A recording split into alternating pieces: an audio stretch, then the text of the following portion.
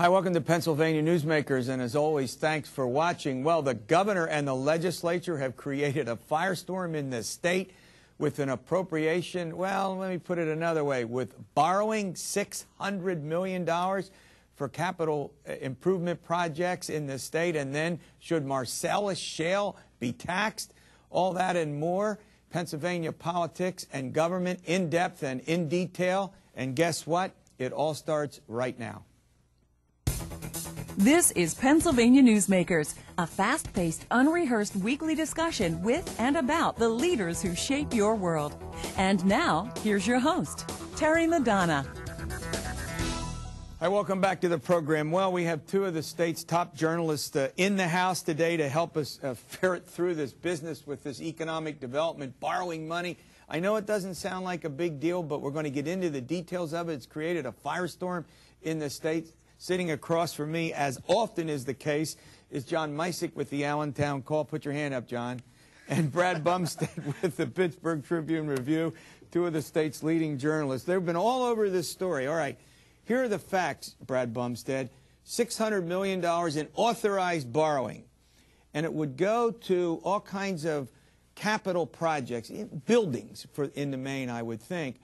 And the governor will have control over half of that money, but it was, go into the lack of transparency, how this came up at the end of the process. Right. No one knew about this. The night before it was passed in the Senate, last Friday night, the governor's list of his $298 million projects surfaced for the first time at a Senate Appropriations Committee meeting. Yeah. That's the first anybody had seen this. They voted on it the next day. And, you know, the significance of this is it was the glue that held the budget deal together, I'm told. In other words, to get an early budget done, so-called early budget, to be, at least the legislature passed it by the deadline, you know, this was the thing that got legislators voting for it, because they're going to get projects out of the other $300 million.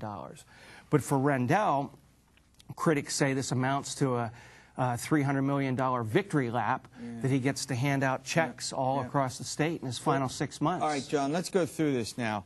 What this means is that the state legislature, by voting for what we call what's called the fiscal code, will allow the state to borrow $600 million for economic development projects. Am I right about that? Exactly right. Now, point number two, of that $600 million, 300 approximately will go to the governor, either this governor or the next governor, to literally decide without criteria, and by the way, without transparency before this all came to light, to spend $300 million of taxpayer dollars. Presumably the intent is it's going to go to Governor Rendell. I mean, the problem here is twofold. The list of projects is essentially hand-picked by the administration. Some local officials, some local legislators weren't even aware, you know, said we hadn't asked for these projects. They weren't consulted on them. There were two in particular that really stood out. In aggregate, $20 million, $10 million for a library named for Arlen Specter on the campus of Philadelphia University down in Philly, and $10 million for a new policy center in Cambria County named for the late John Micek. And that will be for the University of Pittsburgh at Johnstown. Exactly right. I mean, that made people's eyebrows just crawl up their heads because, you know, this is against the backdrop of a budget that's got some pretty dramatic cuts to state parks, to state forests, to libraries. Into, you know, there's some early childhood education programs that are being cut. Yeah. So against that backdrop, you know, these were seen as sort of, you know, political payback for two longtime allies. Yeah. Now, Brad, among the, I mean, first of all, it seems to me there were two big criticisms. One, and without getting into whether they're worthy projects or not, no transparency and no criteria. And go ahead, take it. Well, very little transparency. Well, but no one knew anything about it, these two projects that John talks about, until Friday a week ago, as you pointed out, when the fiscal, or did they? I agree with you, but compared to WHAMs, for instance, which are in this budget, you don't even know where the money is buried or where it's going.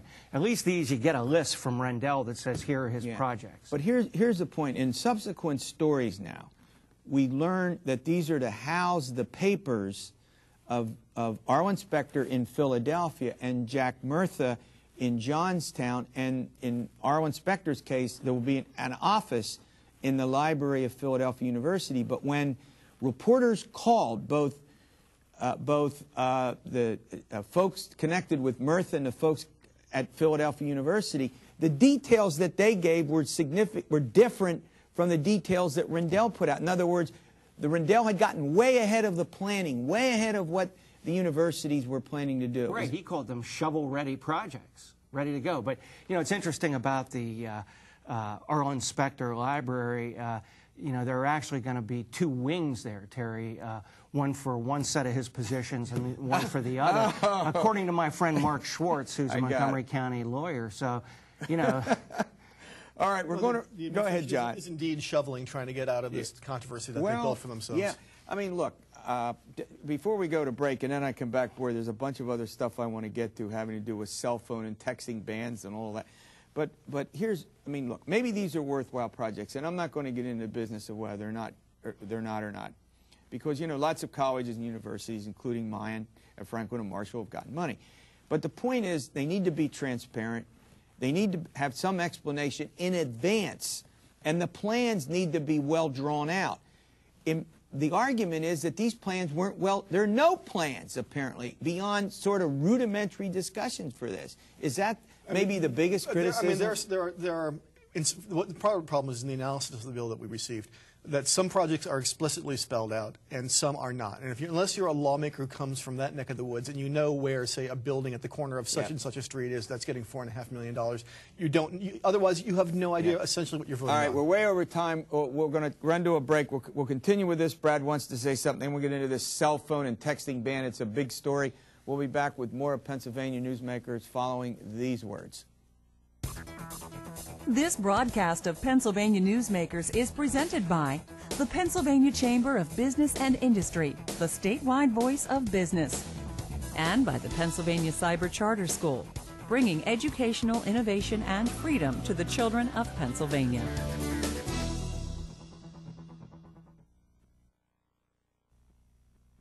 This broadcast of Pennsylvania Newsmakers is presented by PAConstructionJobs.com. For more information about rewarding careers in the highway construction industry, visit PAConstructionJobs.com. And by the Pennsylvania Manufacturers Association. Business in Pennsylvania is our business. Hi, welcome back with John Micek and Brad Bumsted, both journalists, 2 of the top journalists covering Harrisburg in the state. Brad, you want to make a comment about, before we go on to another subject, about the whole business of these bonds. It's going to cost the taxpayers how much? Well, approximately $48 million a year in tax money to pay. It's like the interest you would pay on a mortgage. Yeah.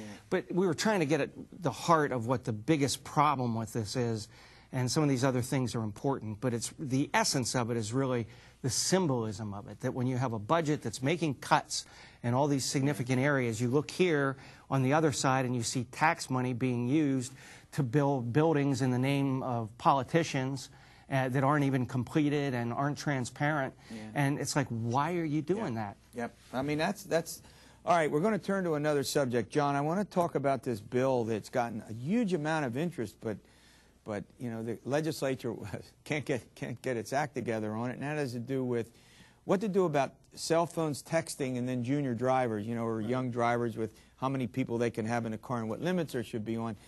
The nub of the difference, the difference between the Senate and the House has to do with penalties and how they're dealt with. Yeah, I mean, explain this to our viewers. The House had favored this. This, by the way, is an issue that's been kicking around for at least a decade, and they've never been able to get this settled, while other states have gone on for cell phone and texting bans.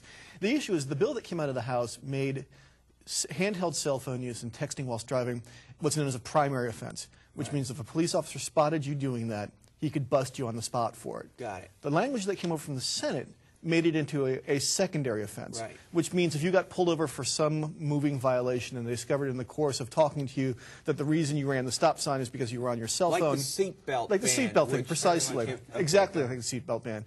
That they could then cite you for that violation. The House is pushing for this much stronger language. The bill came over from the Senate in sort of like in the midst of the budget brouhaha. The House did what's known as non-concurred in the Senate bill, which means they've kicked it back to the Senate saying, no, we don't want this. The hope was, on the part of the House Democrats, is it would go to a conference committee where the differences could be negotiated out. That's not happened yet. So the bill is still sort of in stasis. And underneath this is all this junior driver stuff about how many kids a young driver can have in the car with them, how late they can be out, and all sorts of stuff. Yeah. Now, is there a lot? What can you sort of gauge the interest in this, Brad? Do you have any sense? I mean, email and other. I mean, is this a hot? It seems to me that this is a huge issue. Well, I think the parents, it is a major issue.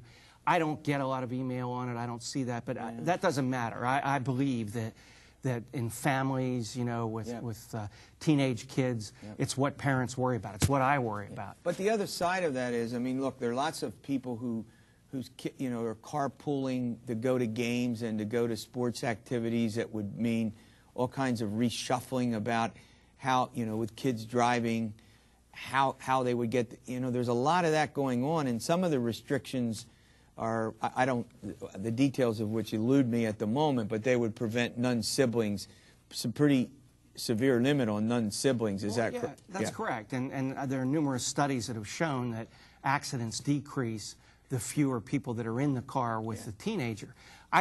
Here's what I believe, and I think all this is a well-meaning effort by the legislature, but a lot of it's parental responsibility. We don't let our daughter drive with more than one other kid in the car. I mean, it's just, you have to insist on it. Yeah, although we do know that young people have the highest accident rate, whatever those ages are. I get the folks in from the AAA could probably tell me, from like 16 to 18 or 19. But John, before I let you guys go, tell me about the prospects for passage. I mean, you didn't sound like you thought this bill was going to see the light of day. You're Brad shaking his head. As I said earlier, I've been covering the legislature for 11 years. This is one of the first bills I covered when I got to Harrisburg back in 1999. I mean, it's been out there forever. It's been pushed by various people. The guy who's in front of it now is this guy, Josh Shapiro, State House member, Democrat from Montgomery County, who's been pushing this boulder for two or three years now. And it all gets hung up.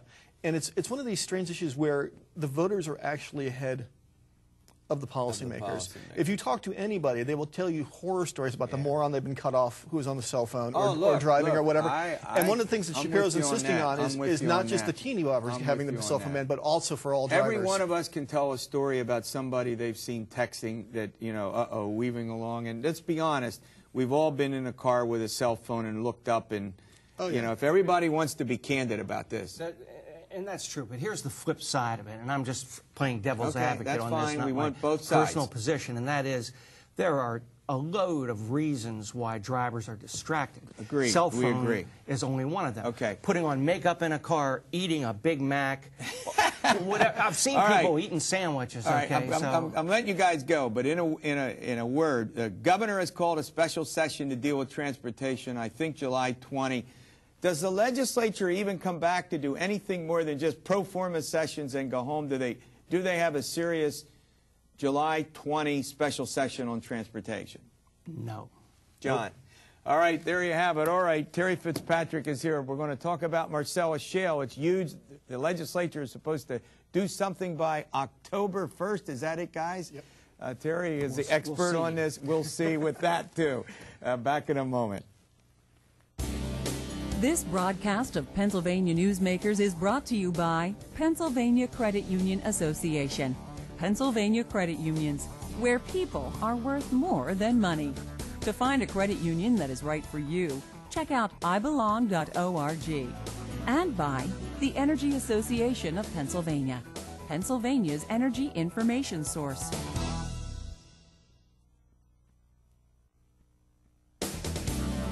This broadcast of Pennsylvania Newsmakers is presented by the State System of Higher Education.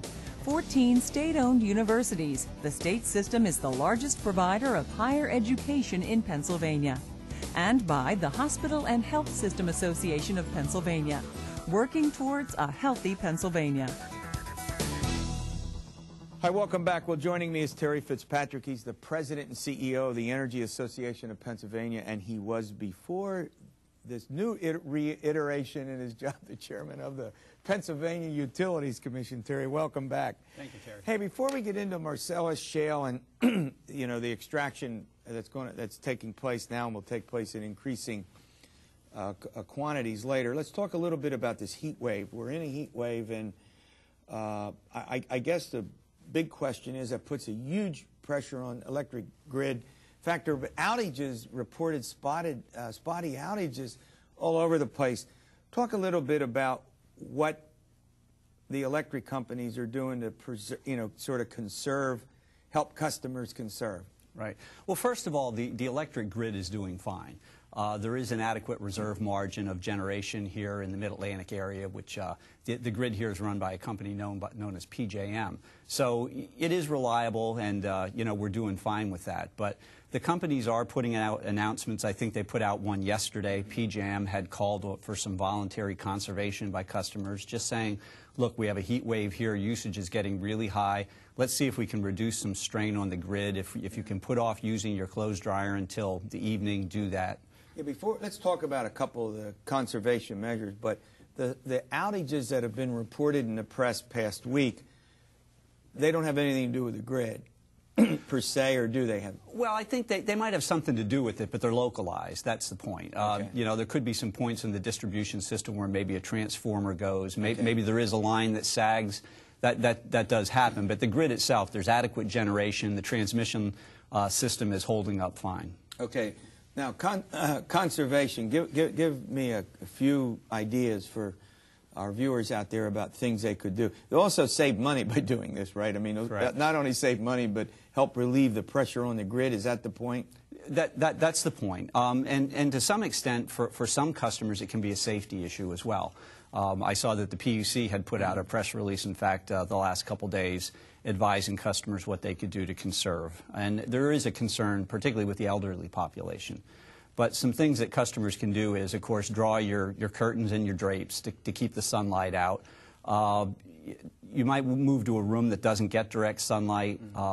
If you have physical activities you have to do, make them in the evening when it's cooler. If you have to run appliances, your range, your dishwasher, if you can arrange to do that later in the day or at night, that's the best way to do that. Yeah. So in other words, it's basically avoid anything that gets done during 10 o'clock and 5, maybe, if you can. I noticed that there's now some voluntary water. They're not mandating water restrictions, and they're saying, if you're going to do it, they're giving you these hours that are out of the. Right. I mean, it's sort of common sense stuff that we often just don't put into our heads, and then we'll go and use electric appliances and use water at a time when, well, maybe we should just hold off on that a little bit. Yeah, a lot of times it's trying to reduce the peak usage, because it's the peaks that get us into trouble at times. That's certainly true with electricity. All right, look, we're going to run to a quick break. When we come back, we're going to talk about this severance tax business on Marcellus Shale. It's a huge, huge and important subject. The legislature is going to return for its fall session and supposedly deal with it. We're going to get into that and how important it is for the state of Pennsylvania after talking about bills, pay some bills. This broadcast of Pennsylvania Newsmakers is presented by Highmark Blue Shield, changing the way health plans work for business with a variety of plan options for employers and more choices for employees. Information is available at highmark.com. Have a greater hand in your company's health. And by the Pennsylvania Healthcare Association, the future of long-term care.